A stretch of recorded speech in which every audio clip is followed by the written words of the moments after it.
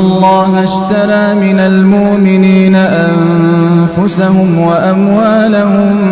بأن لهم الجنة يقاتلون في سبيل الله فيقتلون ويقتلون وعدا عليه حقا في التوراة والإنجيل والقرآن ومن أوفى بعهده من الله فاستبشروا ببيعكم الذي بايعتم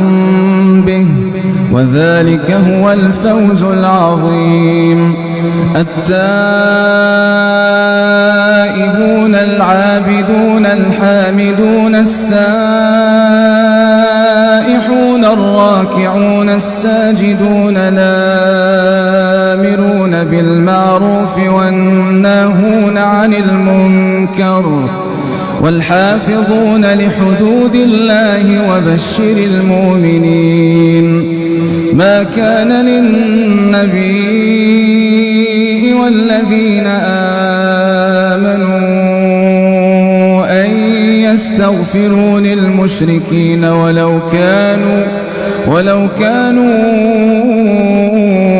أولي قربى من بعد ما تبين لهم